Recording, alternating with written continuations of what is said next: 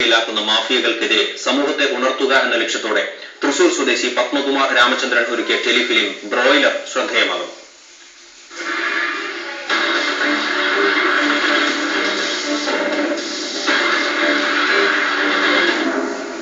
സ്ത്രീ പീഡനങ്ങളെ കുറിച്ച് വാർത്തകൾ വരാത്ത ഒരു ദിനം പോലും ഇല്ലാത്ത അവസ്ഥയാണിന്ന്.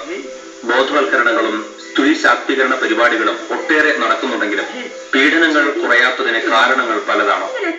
ഇഷ്ടപ്പെട്ടവന് വേണ്ടി എന്തും ചെയ്യാൻ തയ്യാറാകുന്ന പെൺകുട്ടികളുടെ മനസ്സു തന്നെയാണ് പലപ്പോഴും അവർക്ക് വിനയായിത്തീരുന്നത്. പ്രണയം നടിച്ചെത്തുന്നവനെ തിരിച്ചറിയാനാകാത്തതാണ് പല പെൺകുട്ടികളും ബ്രോയിലർ കോഴികൾ പോലെ മാംസത്തിന് വിലയിട്ട് വിൽക്കപ്പെടുന്ന അവസ്ഥയിലേക്ക് എത്താൻ കാരണമെന്ന് ഈ ടെലിഫിലിമിലൂടെ പത്മകുമാർ രാമചന്ദ്രൻ പറഞ്ഞു വെക്കുന്നു. കണ്ണു തുറന്നു നോക്കുമ്പോ ഞാൻ ഇവിടെ എത്തിപ്പെട്ടിരുന്നു. പ്രണവ് എന്നെ ചതിക്കുകയായിരുന്നു തിരിച്ചറിവ് എന്നെ വല്ലാതെ തളർത്തി. അവൻ നിങ്ങളുടെ ഏജന്റ് ആയിരുന്നെന്നും അത് നിങ്ങളുടെ ജോലിയുടെ ഭാഗമായിരുന്നെന്നും നിങ്ങളിലൂടെയാണ് ഞാൻ തിരിച്ചറിയുന്നത്.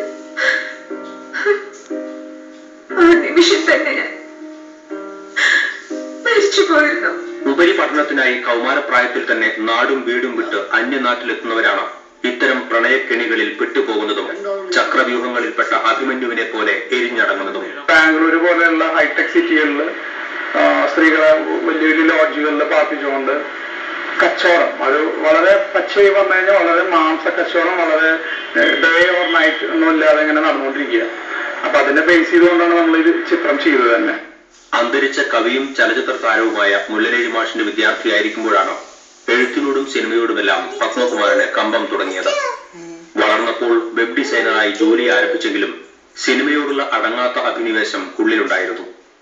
നേരത്തെ സ്നേഹമഴ, കൃപ എന്നീ ഷോർട്ട് ഫിലിമുകൾ പത്മകുമാർ ചെയ്തിട്ടുണ്ട്. അയ്യന്തോൾ ചുങ്കത്തിനടുത്ത് താമസിക്കുന്ന പത്മകുമാർ തന്നെയാണ് ബ്രോയിലറിന്റെ കഥയും തിരക്കഥയും സംവിധാനവും നിർവഹിച്ചിരിക്കുന്നത്. ബ്രോയിലർ ഇതിനോടകം തന്നെ യൂട്യൂബിൽ ഏറെ ശ്രദ്ധ നേടിക്കഴിഞ്ഞു. സുഹൃത്തെ, ഇത് നമ്മളിൽ ഒരുവർക്ക് സംഭവിച്ചുകൊണ്ടിരിക്കുന്ന, അല്ലെങ്കിൽ ഇനി സംഭവിക്കാവുന്ന ദുരന്തമാണ്.